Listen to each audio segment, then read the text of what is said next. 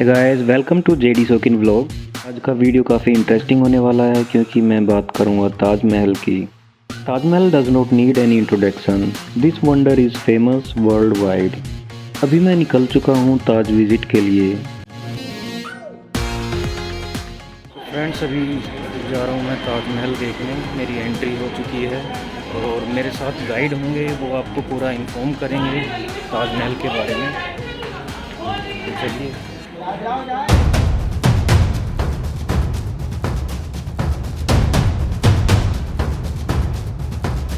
So guys, मेरे साथ हैं गाइड, ये आपको गाइड करेंगे ताजमहल के बारे में। What's your name? My name Mata Prasad.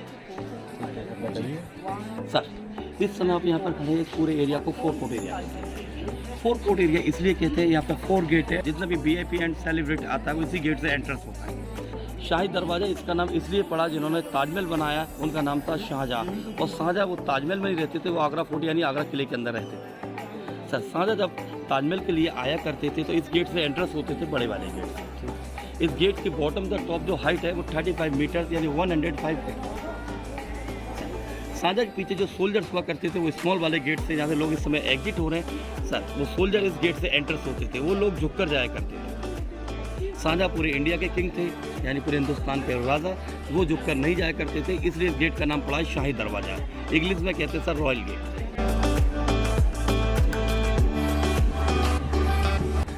Gate के साइड देखिए, जो व्हाइट कलर का डोम दिख रहा है, ये शाहजहाँ की फर्स्ट वाइफ थी, जिनका नाम था संदली। यानी जो मुगल लोग थे, यानी जो मुस्लिम होते हैं, वो अपनी वाइफ को बेगम कहती हैं। संदली बेगम का मकबरा उसी के अंदर है, जो व्हाइट वाले डोम के अंदर। सर, ये वेस्ट गेट दिख रहा है आपको। सर, वेस्ट गेट के बिल्कुल सामने आपको वो दिख रहा है व्हाइट कलर का मकबरा, जो VIP गेट के बिल्कुल सेम बना हुआ है। इस मकबरे का नाम है फतेहपुरी मकबरा, यानी शाहजहाँ की सेकंड वाइफ, जिसका नाम था फतेहपुरी। उनका भी मकबरा इसी के अंदर। ठीक है सर, शाहजहाँ की थर्ड वाइफ थी, जिनका नाम, पहली का नाम था संदली बेगम, सेकंड का नाम था फतेहपुरी बेगम और थर्ड का नाम था मुमताज़ बेगम। काफ़ी कस्टमर टूरिस्ट हमसे ये पूछता है कि फतेहपुरी बेगम और सर संदली बेगम का मकबरा छोटा क्यों बना है और मुमताज़ का बड़ा मकबरा क्यों बना है। सर, वो इसलिए इन दो बेगम से, यानी 2 वाइफ से कोई बच्चे नहीं हुए थे और मुमताज़ से 14 बच्चे हुए। 14वें बच्चे की डिलीवरी के समय मुमताज़ बुरहानपुर के अंदर एक्सपायर हुई। बुरहानपुर डिस्ट्रिक्ट सर MP और महाराष्ट्र के बॉर्डर पर पड़ता है। मार्बल के अंदर ब्लैक स्टोन जो काट कर लगाया गया, जो मैंने आपको दिखाया सर, बताया था, इस जो 384 ईयर्स हो गए इस बिल्डिंग को बना हुआ है। न जाने कितनी धूप और कितनी बारिश इस पर पड़ी हुई है, आज भी स्टोन वहीं के वहीं लगा हुआ है। तो उनका जो ग्लो था, जो एक खास कलर का ग्लो होता था, उससे उन्होंने चिपकाया था। आप देखिए किस तरीके से पहले उस बिल्कुल सेम ब्लैक स्टोन को काटा हुआ उस तरह सांचे में, और फिर उस मार्बल को काटा हुआ उस तरीके से फिर इसमें फिट किया गया। गाइस, ये है रॉयल गेट, इसके बारे में भी बताएंगे गाइड। बताइए सर। सर, इस समय हम रॉयल गेट के अंदर खड़े हुए हैं। सर, ऊपर की तरफ करिए, ये लैंप जो दिख रही है, ये जो लैंप है, ये ब्रास की लैंप है।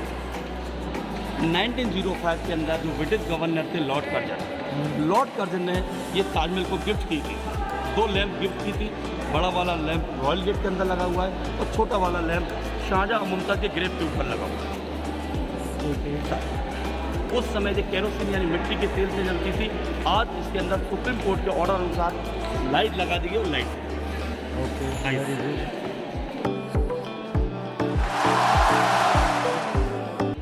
रॉयल गेट से ताजमहल की दूरी है वो 400 मीटर है, यानी वाइट बिल्डिंग की। लेफ्ट हैंड साइड ये देखिए सर, मॉस्क बना हुआ है, छुपा हुआ है, ये मॉस्क बना हुआ है। सर, मैंने आपको बताया था कि ताजमहल को बनाने की जो लेबर थी वो 20,000 लेबर थी, यानी 20,000 लेबर ने 1 ईयर्स के अंदर इस गेट को कंप्लीट किया था। सर, 20,000 लेबर ने जो रॉयल गेट को 1 ईयर्स के अंदर कंप्लीट किया था, उनमें 99% मुस्लिम थे, जो लंच समय नमाज पढ़ने जाया करते थे। यानी सबसे पहले उनके लिए मस्जिद बनाई।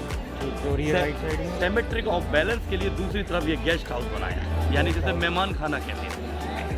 जैसे इबादत करनी हो इबादत कर सकता है, और जैसे रेस्ट करना है वो रेस्ट कर सकता है। ये बिल्डिंग जो दिख रहा है वाइट कलर का बिल्डिंग, इसके अंदर 4 पिलर है और बीच में क्राउन है, जिसे ताज कहते हैं। इसका नाम ताजमहल नहीं, इसका नाम रियल नाम है मुमताज़ महल, तो शाहजहाँ ने अपनी वाइफ की याद में बनाया। सर ये क्राउन शेप में बना हुआ है, इसलिए इसका नाम ताजमहल पड़ा।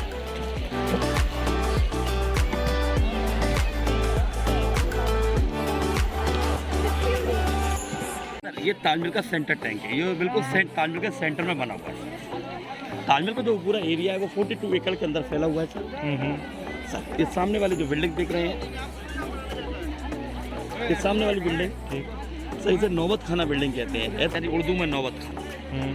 सर जब शाहजहाँ ताजमहल के लिए एंटर्स होते थे सर, तो बड़े बड़े ढोल इन बिल्डिंगों में बजा करते थे शाहजहाँ के वेलकम के लिए, यानी स्वागत के लिए। इन्हें ड्रम हाउस बिल्डिंग भी कहते हैं। इस बिल्डिंग को यानी ताजमहल को बनाने की जरूरत क्यों पड़ी? बताइए। शाहजहाँ एक दिन बुरहानपुर गए। बुरहानपुर जो डिस्ट्रिक्ट है वो MP और महाराष्ट्र के बॉर्डर पर पड़ता है। देखा है आपने सर? नहीं सर, शाहजहाँ जब भी आगरे से बाहर जाया करते थे तो अपनी वाइफ यानी मुमताज़ को अपने साथ लेके जाया करते थे। मुमताज़ को बुरहानपुर अपने साथ लेके गए थे। उस समय मुमताज़ प्रेग्नेंट थी। अचानक मुमताज़ की तबीयत खराब हुई सर। मुमताज़ ने शाहजहाँ को अपने पास बुलाया और उनसे 3 प्रॉमिस मांगे। फर्स्ट प्रॉमिस कि मेरे मरने के बाद आप कोई शादी नहीं करोगे। दूसरा सेकंड प्रॉमिस कि मेरे बच्चों का ख्याल रखोगे। तीसरा और लास्ट प्रॉमिस कि मेरी याद में खूबसूरत इमारत बनाओगे। मुमताज़ बुरहानपुर के अंदर एक्सपायर हो गई। शाहजहाँ ने उनकी बॉडी को दफनाया नहीं, उनकी बॉडी का मम्मी बनाया और सर बुरहानपुर में ही मुमताज़ को छोड़ दिया। शाहजहाँ आगरा आ गए।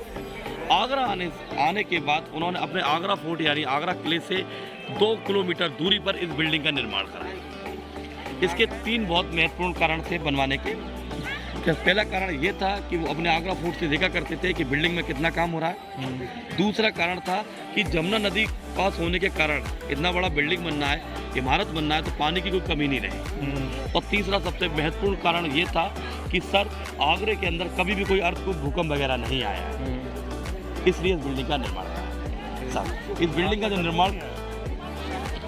जो निर्माण कराया था सर, उस जिसे बनवाया था उस आर्किटेक्ट का नाम था उस्ताद मोहम्मद ईशा अफादी फ्रॉम टर्की। वह इंडिया के नहीं थे, वो टर्की के थे। दूसरे आर्किटेक्ट का नाम था उस्ताद मोहम्मद अहमद लाहौरी। 2 आर्किटेक्ट ने इस बिल्डिंग को बनाया। जो वाइट कलर का बिल्डिंग देख रहे हैं यानी ताजमहल, ये इसे बनाने में 17 साल लगा था।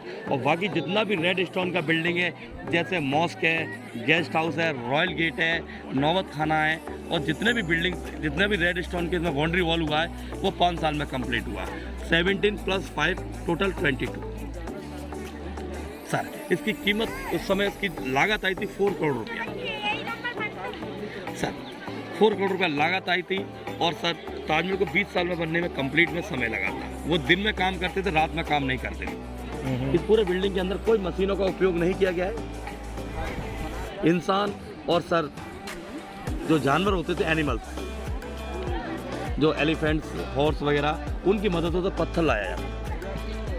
जो स्टोन्स होते हैं जो अंगूठी में पहनते हैं, उस तरीके के स्टोन्स हैं। ये स्टोन्स जब ताजमहल बना था तो 16 यानी 16 देशों से ये स्टोन लाए गए।